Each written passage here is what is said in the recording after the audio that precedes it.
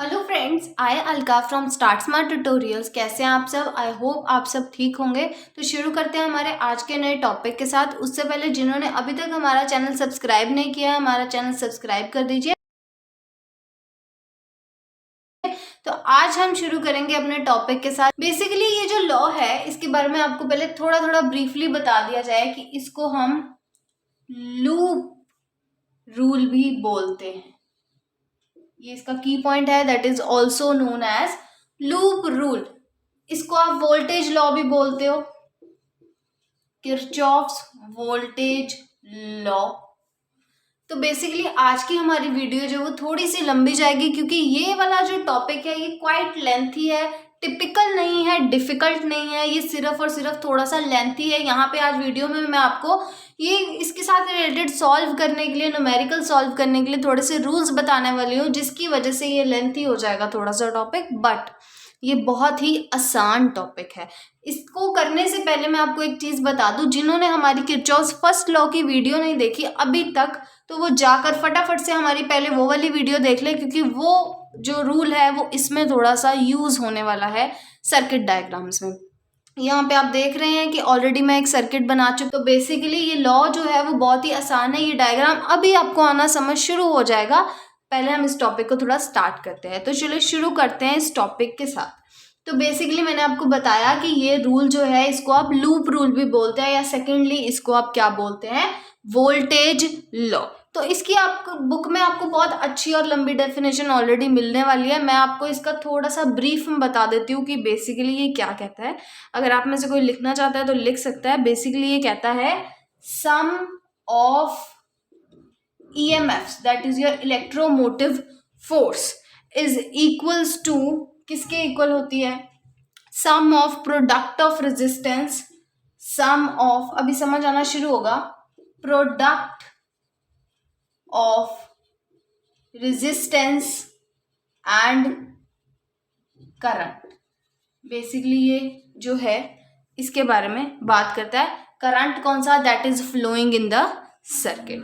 तो बेसिकली अगर बात करूं कि ये क्या बोलता है, द अलजेब्रिक सम ऑफ, किसका अलजेब्राइक सम देखना है, algebraic sum of change in potential. दूसरी डेफिनेशन आप यहां लिख सकते हैं, algebraic sum of change in potential. मैंने पूरा नहीं लिखा, आप पूरा लिख सकते हैं, algebraic sum of change in potential around a closed loop. आपको बार बार ये चीज बताई जा रही है यहाँ पे कि आपने हमेशा कौन सा लूप लेना है, एक क्लोज्ड लूप में बात करनी है। क्लोज्ड लूप में हमेशा अलजेब्रिक सम क्या होता है पोटेंशियल का, always zero.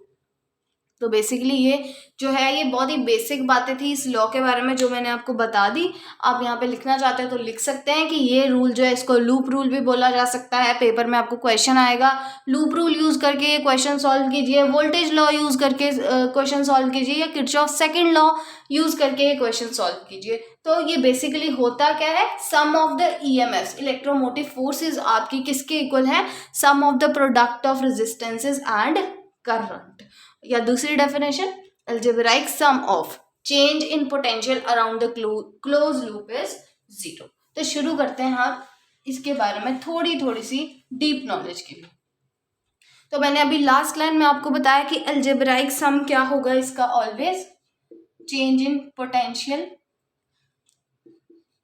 Is V represents your potential। तो algebraic sum हमेशा पोटेंशियल का यहाँ पे क्या होगा, जीरो होगा। चेंज इन पोटेंशियल का अलजेब्राइक सम जीरो होगा।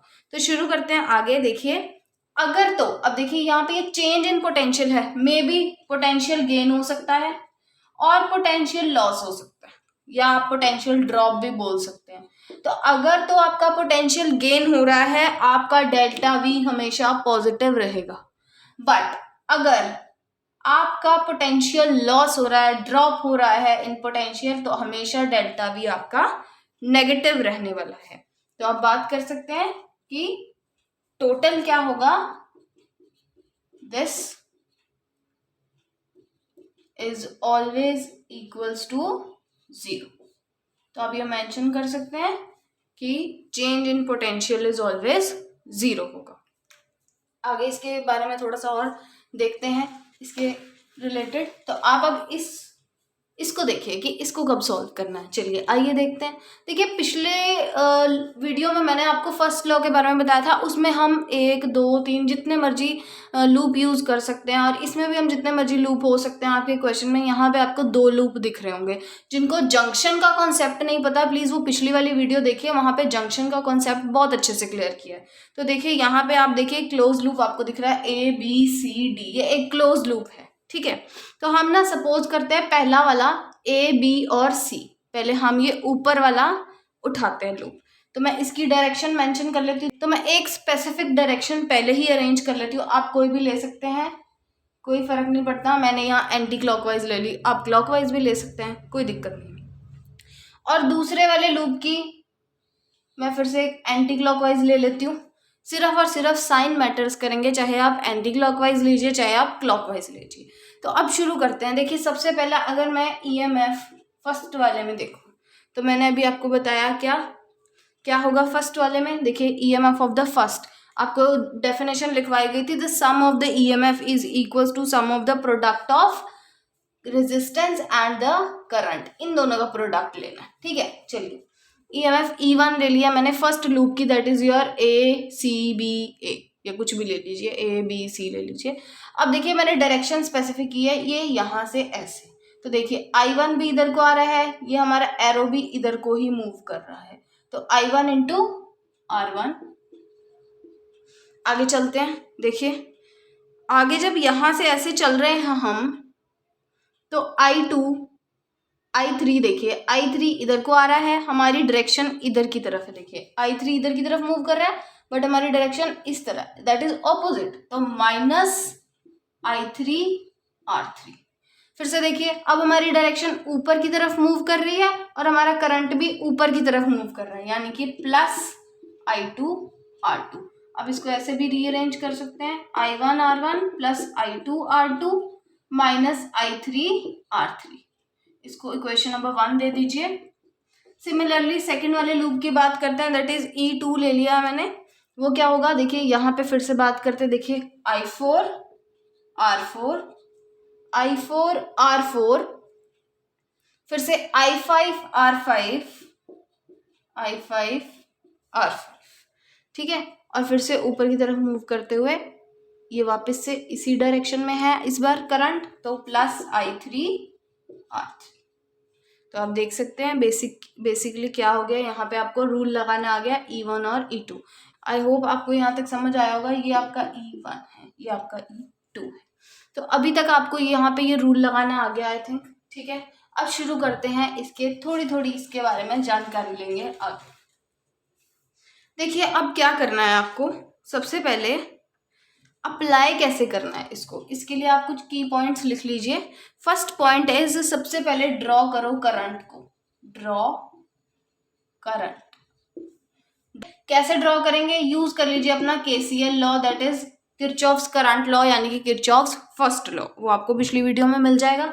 सेकेंड आपने क्या करना है, चूज कीजिए कोई भी लूप। जैसे अभी मैंने आपको बताया, देखिए पहले हमने करंट ड्रॉ किए, फिर हमने करंट ऑलरेडी यहाँ पे ड्रॉ थे, तो मैंने क्या किया, आपको सेकेंडली आपको बोला कि लूप जो चूज कीजिए। मैंने पहले फर्स्ट लूप चूज कर लिया, फिर सेकेंड वाला लूप चूज कर लिया, उनको डायरेक्शन दे दी। जैसे जैसे मैंने आपको पहले बता दिया, अब वैसे वैसे मैं रूल लिखूंगी ताकि आपको आसानी रहे। सेकेंड पॉइंट क्या है आपका, चूज कीजिए लूप। थर्ड पॉइंट क्या आएगा आपका, थर्ड पॉइंट आएगा direction of the loop decide कीजिए। जैसे मैंने आपको कहा था, आप कोई भी ले सकते हैं, direction of loop. Potential drop और गेन, पोटेंशियल ड्रॉप और गेन, ये कैसे डिसाइड होगा जी, देखते हैं कैसे डिसाइड होगा। देखिए अगर तो आपका हायर पोटेंशियल से लोअर पोटेंशियल की तरफ मूव करेगा, तो बिट ऑब्वियस है कि यहाँ पे पोटेंशियल ड्रॉप होगा, राइट। आपका डेल्टा वी अभी बता के आती हूँ, ड्रॉप के टाइम पे क्या होगा, नेगेटिव हो जाएगा। बट यही अगर आपका लोअर पोटेंशियल से हायर पोटेंशियल की तरफ मूव करेगा, यानी कि पोटेंशियल गेन हो जाएगा, तो आपको अभी बताया कि डेल्टा वी आपका पॉजिटिव हो जाएगा। यहाँ तक आई डोंट थिंक सो आपको कोई प्रॉब्लम आई होगी, ठीक है। उसके बाद एक दो और पॉइंट्स हैं, दैट इज सेल की डायरेक्शन कैसे देखनी है आपने, तो वो भी आपको बता देते हैं। हाँ जी, अगले पॉइंट में बात करते हैं सेल्स की। तो मैंने यहाँ से ये बोर्ड रब कर दिया। चलिए देखते हैं। देखिए सेल की बात करेंगे, सेल के केस में क्या होगा, नेक्स्ट पॉइंट बना लीजिए। सेल यहाँ पे आपको पता लग गया होगा, हायर पोटेंशियल से लोअर की जाएंगे, बिट ऑब्वियस है पोटेंशियल ड्रॉप हो जाएगा, और लोअर से हायर की तरफ जाएंगे तो पोटेंशियल गेन हो जाएगा। सेल की बात करते हैं, सपोज कीजिए मैंने यहाँ पे एक सेल बना दिया इस तरह से, ये आपको पता है पॉजिटिव और ये एक नेगेटिव एंड है, ठीक है। अगर तो आपका पाथ इसी डायरेक्शन में होगा, यानी कि पॉजिटिव से नेगेटिव की तरफ, तो इस केस में, सेल के केस में आपका डेल्टा वी नेगेटिव लिया जाएगा। क्या लिया जाएगा? अगर सेल कैसा बना है, पॉजिटिव से नेगेटिव, यानी कि पॉजिटिव से नेगेटिव की तरफ ही आपका पाथ है, तो आप यहाँ लिख सकते हैं कि मैंने आपका पाथ ड्रॉ किया है, डेल्टा वी नेगेटिव होगा। आप इसको इससे कंफ्यूज मत कीजिए कि पोटेंशियल ड्रॉप और पोटेंशियल गेन, और सिमिलरली आप इसको वाइस वर्सा भी लिख सकते हैं, या आपका पाथ अगर नेगेटिव से पॉजिटिव की तरफ होगा तो आपका डेल्टा भी पॉजिटिव हो जाएगा, ठीक है जी। अगर आप बात करते हैं रेजिस्टेंस की, रेजिस्टेंस के केस में सपोज कीजिए मैंने ये रेजिस्टेंस ड्रॉ कर दी, ठीक है। ये आपकी एक रेजिस्टेंस ड्रॉ हो गई है, ये आपका हायर है, ये आपका लोअर पॉइंट है। तो अगर आपका पाथ यही है हायर टू लोअर की तरफ, तो बेसिकली आपका वी क्या हो जाएगा, माइनस आई आर, ठीक है जी। तो आगे देखते हैं, अगर आपका करंट यहाँ मूव कर रहा था और आपका पाथ भी इसी डायरेक्शन में था, बट अगर आपका करंट इस डायरेक्शन में और पाथ इस डायरेक्शन में हो जाए, तो आपका delta V will be I R, ठीक है। तो आई होप आप सबने ये लिख लिए होंगे रूल। तो ये बहुत ही आसान रूल है जो मैंने आपको यहाँ पे समझाए थे। अब यही रूल यूज करके हम एक न्यूमेरिकल बेसिक सा सॉल्व करेंगे। उसके लिए यहाँ देखिए, अब यहाँ पे देख सकते हैं कि मैंने यहाँ पे एक डायग्राम ड्रॉ कर दिया। तो लेट्स स्टार्ट। अगर मैं आपको कहूँ कि आप यहाँ पे फाइंड कीजिए करंट, तो आपके पास दो तरीके हैं, या तो आप सीधा ओम्स लॉ भी लगा सकते हैं, ठीक है। अगर मैं आपको बोलूँ कि करंट फाइंड कीजिए तो आप सिंपल लगा सकते हैं, V इज इक्वल्स टू आई। आप जहाँ से आपको आई निकालना है, V अपॉन आर हो जाएगा। पोटेंशियल आपको 10 दिया है, रेजिस्टेंस आप देखिए यहाँ पे सीरीज में लगी है, दैट इज 2 + 3 दैट इज 5। तो आपका 2 एम्पेयर आंसर आ जाएगा। आप इसको ऐसे क्रॉस चेक भी कर सकते हैं। पर अब हमने यहाँ लगाना है किरचॉफ्स सेकंड लॉ।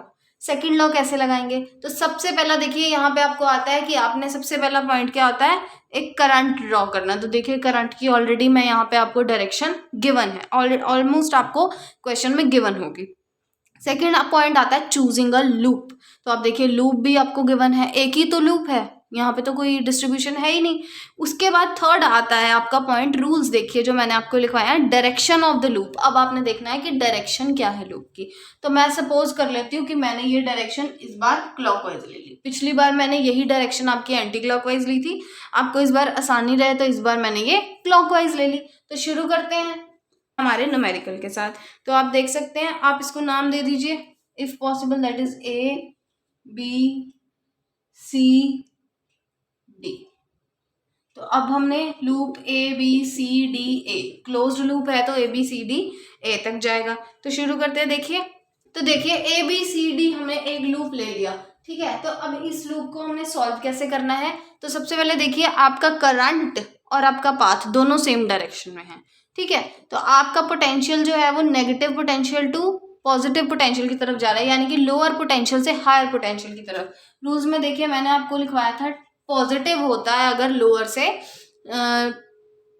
से लेके हायर पोटेंशियल तक जाए, क्योंकि वहां पे पोटेंशियल गेन होता है और पोटेंशियल गेन के टाइम पे पॉजिटिव आता है वी। और उसके बाद आगे चलते हैं रेजिस्टेंस का केस। देखिए मैंने आपको अभी भी यहाँ पे बताया था, दोबारा बता देती हूँ। अगर आपका करंट भी सेम डायरेक्शन में हो और पाथ भी सेम डायरेक्शन में हो, तो आपकी जो रेजिस्टेंस है आप वो क्या लेते हैं, नेगेटिव लेते हैं। बट अगर आपका करंट इस डायरेक्शन में, आपका पाथ इस डायरेक्शन में है, तो यहाँ पे आप जो रेजिस्टेंस है वो आप पॉजिटिव ले लेते हैं, ठीक है। तो अब देखिए यहाँ पे आपका करंट भी सेम डायरेक्शन में है, पाथ भी सेम डायरेक्शन में, तो रेजिस्टेंस आपकी क्या आ जाएगी, नेगेटिव आ जाएगी, दैट इज 2 ओम। फिर से देखिए, फिर से रेजिस्टेंस देखिए, पाथ भी सेम डायरेक्शन में है, करंट भी सेम डायरेक्शन में है, तो फिर से रेजिस्टेंस आपकी नेगेटिव में आ जाएगी, राइट। और सम क्या होता है इन सब का 0। तो आप यहाँ से सॉर्ट आउट कर सकते हैं। 3 + 2 5 हो जाएगा, उधर जाके प्लस हो जाएगा, तो यहाँ पे आपका आ जाएगा, इसके साथ आई लिख लीजिएगा क्योंकि करंट इनटू रेजिस्टेंस होता है। तो -3i, तो i come out to be 10/5, it will come out to be 2 ampere. Cross check कर सकते हैं, आपका आंसर जो है वो 2 एम्पेयर आएगा। आई थिंक आपको इस न्यूमेरिकल में अभी तक कोई डाउट नहीं होगा। चलिए सॉल्व करते हैं अब हमारा दूसरा न्यूमेरिकल। ये आपकी कन्वीनियंस के लिए है ताकि आपको इजीली और अच्छे से समझ आ जाए। तो यहाँ पे आप फिर से एक सर्किट देख रहे हैं, ठीक है। ऑलरेडी मैंने एक नॉर्मल सा सर्किट ड्रॉ कर लिया। पिछली बार मैंने आपको क्लॉकवाइज डायरेक्शन में लेके दिखाया था, इस बार हम पाथ चूज कर लेते हैं एंटी क्लॉकवाइज डायरेक्शन, ठीक है। तो अब शुरू करते हैं। आपने हमेशा जाना किसके साथ है, पाथ के साथ। अब देखिए पाथ यहाँ से शुरू है और फिर यहाँ जा रहा है। अब देखिए यहाँ पे करंट जो है वो इधर की तरफ आ रहा है, बट पाथ हमारा ऊपर की तरफ है, मतलब पाथ और करंट दोनों ऑपोजिट डायरेक्शन में है। उस केस में रेजिस्टेंस क्या होता है आपका, पॉजिटिव हो जाता है। और आप प्रोडक्ट लेते हैं रेजिस्टेंस एंड करंट का सेकंड लॉ में, ठीक है। तो यहाँ पे मैंने प्रोडक्ट ले लिया। फिर से आगे चलते जाते हैं। आगे चलते चलते आप देखेंगे फिर से ये ऑपोजिट डायरेक्शन में, आपका पाथ इस डायरेक्शन में, करंट इस डायरेक्शन में मूव हो रहा है। तो रेजिस्टेंस के केस में जब पाथ और करंट दोनों ऑपोजिट डायरेक्शन में हो तो resistance will be V = IR, जो होता है वो हमेशा पॉजिटिव रहता है। उसके बाद नीचे आएंगे, देखिए पाथ अब इस डायरेक्शन में आ रहा है, बट अब आपका पोटेंशियल देखिए ये पॉजिटिव से नेगेटिव, पाथ कहाँ है, पॉजिटिव से नेगेटिव की तरफ जा रहा है। तो पॉजिटिव के नेगेटिव की तरफ जाते टाइम आपका क्या होता है, यहाँ पे पोटेंशियल ड्रॉप हो जाता है, जिसकी वजह से आप यहाँ पे इसको नेगेटिव लिखते हैं। आई होप यहाँ तक समझ आ गया होगा। तो फिर से 10 + 10 20 = 20, I will come out to be 1 ampere. इसको क्रॉस चेक कर सकते हैं आप बड़े आराम से। V = IR होता है, आपने निकालना I है, दैट इज आपका आ जाएगा V/R। V = 20 गिवन है आपको, और देखिए ये सीरीज में लगे हैं, तो 10 + 10 = 20, 1 एम्पियर आपका करंट आ गया।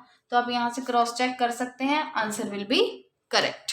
तो आई होप आपको आज का वीडियो पसंद आया होगा। अगर पसंद आया तो लाइक कीजिए, कमेंट कीजिए, शेयर कीजिए अपने फ्रेंड के साथ। बेसिकली हमारा इस वीडियो को बनाने का मोटिव ही यही है कि आपके जो फ्रेंड्स लॉकडाउन में इस पैंडेमिक के कारण फाइनेंशियली जो स्टेबल नहीं है और जो अभी तक ट्यूशन अफोर्ड नहीं कर पाए हैं, उनके बेसिक कॉन्सेप्ट को क्लियर करना ही हमारा मेन मोटिव है। तो फटाफट से जाइए, हमारे चैनल को सब्सक्राइब कीजिए, अपने फ्रेंड्स के साथ शेयर कीजिए।